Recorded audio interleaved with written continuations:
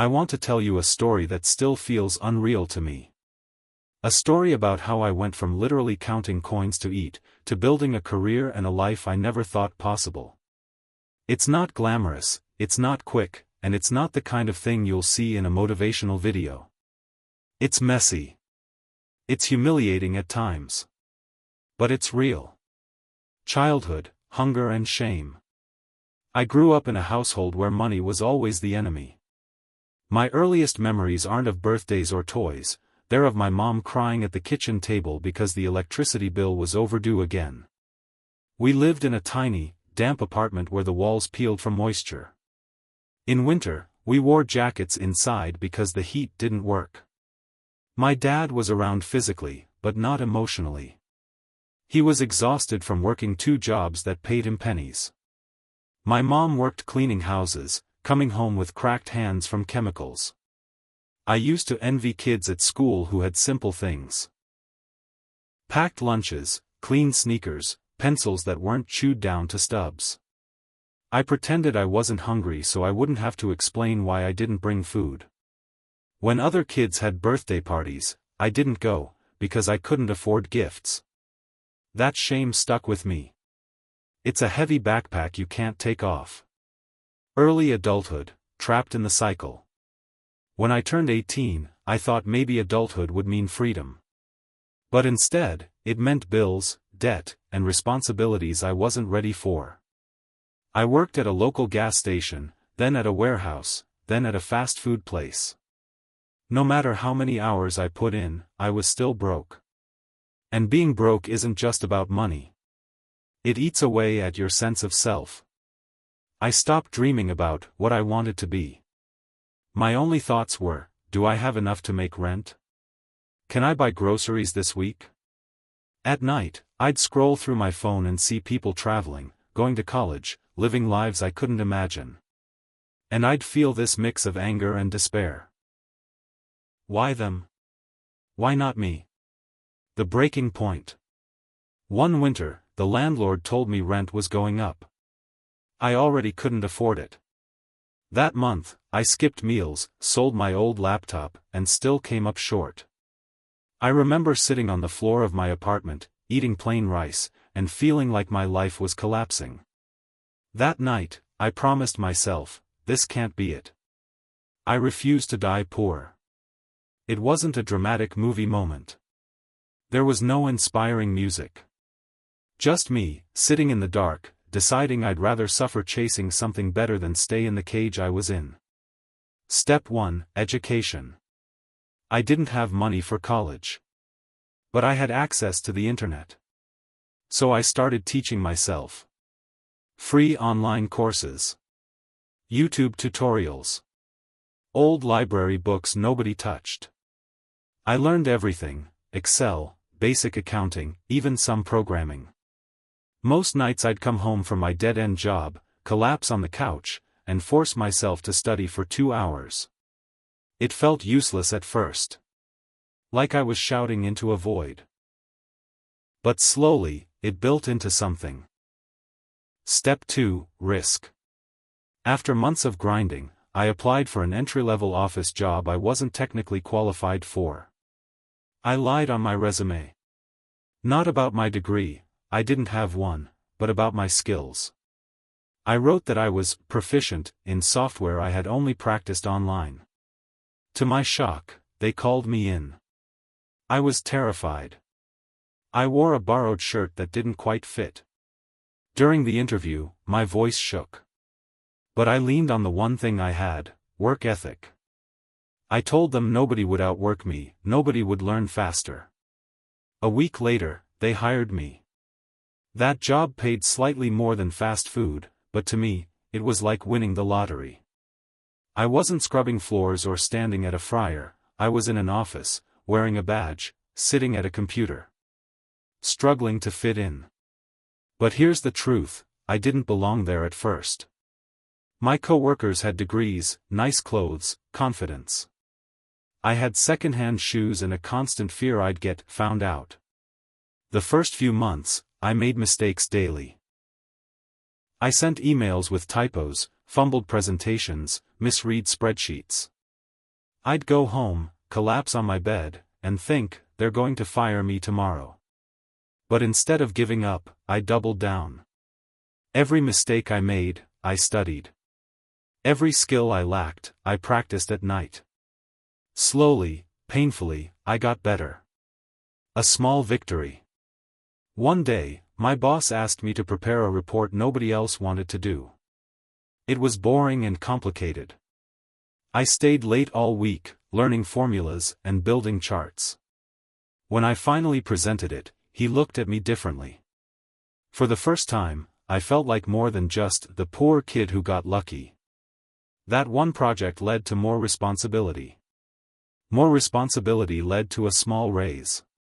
And that raise meant I could finally breathe. Crawling out of debt. For the first time, I wasn't drowning.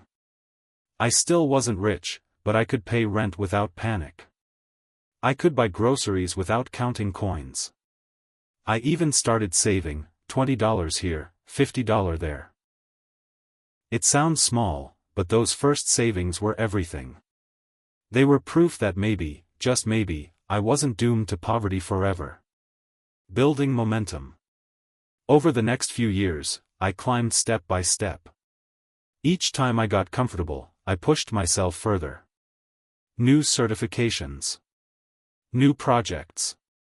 Side hustles. I freelanced online, doing small jobs for strangers across the world. I sold old electronics on eBay for extra cash. I even started tutoring kids in math, something I never thought I'd do. Every dollar I made, I reinvested in myself. New courses, better tools, books that expanded my brain. And slowly, the gap between who I was and who I wanted to be started to close. The emotional toll. But let me be honest, success doesn't erase the scars of poverty. Even now, years later, I still feel panic at grocery stores. I still hesitate to spend money on myself. I still hoard food in the pantry, afraid of running out. Climbing out of poverty isn't just about money. It's about rewiring your brain after years of fear. And that takes longer than any promotion. Giving back.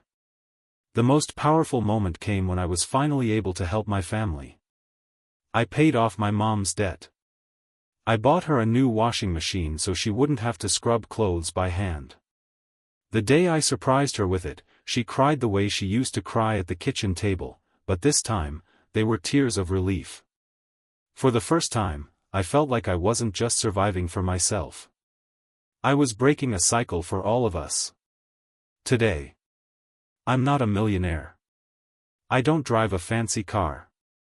But I have stability, dignity, and the freedom to make choices. I can take a day off without fearing eviction. I can buy my niece a birthday gift without calculating if it'll mean skipping meals. Most importantly, I can look at my younger self, the kid stuffing cardboard in his shoes to keep the snow out, and say, we made it. Lessons. Nobody is coming to save you. Harsh truth, but real. I waited years hoping life would change on its own. It didn't.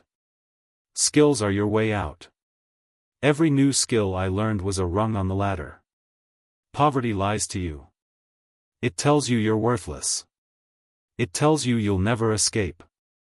Don't listen. Progress is painfully slow. Years of grinding.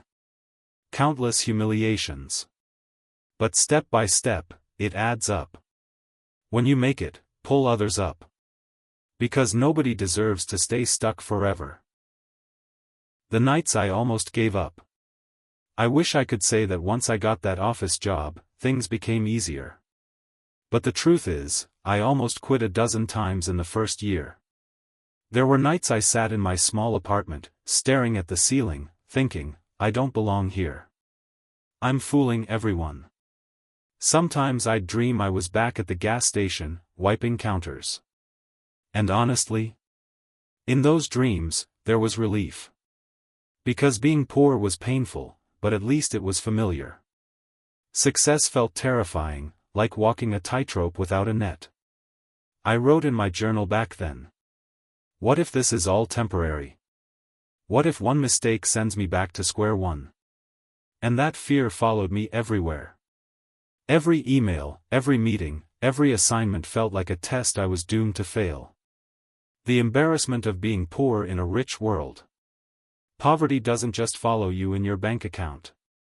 It follows you in the way you talk, dress, and move. At the office, coworkers talked about vacations, concerts, gadgets. I nodded politely, pretending I understood. Inside, I was doing math. That trip they took costs more than my rent for 3 months. When they invited me to lunch, I panicked. Lunch was $12. I had $14 in my account. More than once, I lied and said, I already ate, then went to the bathroom to drink water and chew gum until my shift ended. One time, a coworker noticed my shoes had a hole. She asked, "Why don't you just buy new ones?" That question nearly broke me. Just buy new ones. As if it were that simple. Learning to fake confidence. I realized that if I wanted to survive in this new world, I had to act like I belonged. So I started watching how successful people behaved. How they shook hands. How they made eye contact. How they spoke in meetings without apologizing. At night, I practiced in the mirror. Literally.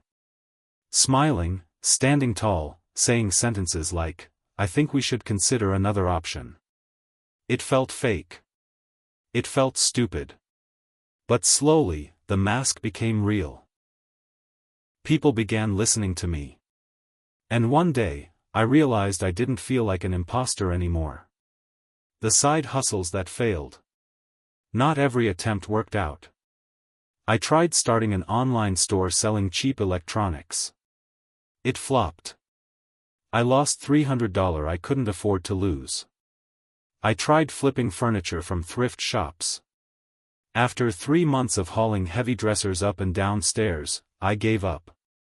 Each failure stung, but each one taught me something: marketing, negotiation, time management. Nothing was wasted, even if it felt like it. The first taste of stability. Years passed, and for the first time, I wasn't terrified of tomorrow. I built a small savings cushion. I bought furniture instead of living on crates. I even bought a cheap used car. I'll never forget the first time I drove that car alone at night, blasting music, windows down. To anyone else, it was just an old beater. To me, it was freedom. Proof that I wasn't trapped anymore. Relationships and insecurity. Dating was another battlefield. When you grow up broke, love feels complicated. I once went on a date and spent the entire time worrying about the bill. When it came, I pretended to be calm, but inside I was sweating bullets. That night, I checked my account, $4.23 left. It's hard to be romantic when poverty haunts every thought. I felt like I had nothing to offer.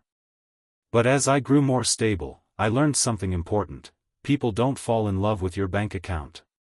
They fall in love with your drive, your kindness, your resilience. It took years to believe that, but eventually, I did. A breaking point: burnout. Success has a price. After 5 years of non-stop hustling, I burned out. I was working 60+ hours a week, freelancing at night, studying on weekends. My body shut down. I caught every flu, every cold. I felt dizzy all the time.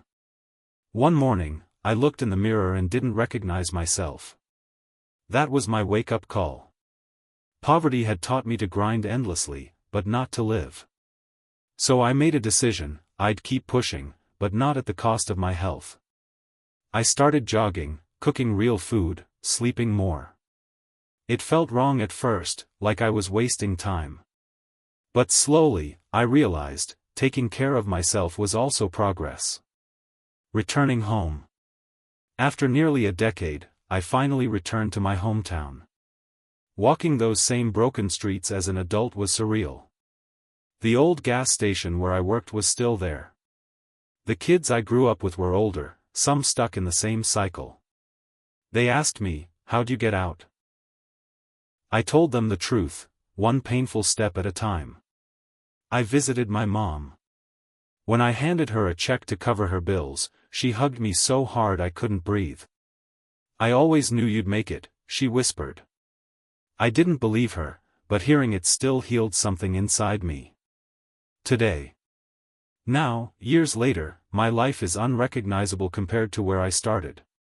I have a career I never thought possible. I travel sometimes, something I once thought was only for rich people. I mentor young people from poor backgrounds, teaching them what nobody taught me. But I never forget where I came from. I never let myself believe I'm above the struggle. Because the truth is, the struggle shaped me. Final thoughts. Escaping poverty isn't a straight line. It's not glamorous. It's 1,000 small battles, skipped meals, humiliations, sleepless nights, rejections, tiny wins. And then one day, you look around and realize, you're not drowning anymore. You're standing. Maybe even walking. Maybe even running.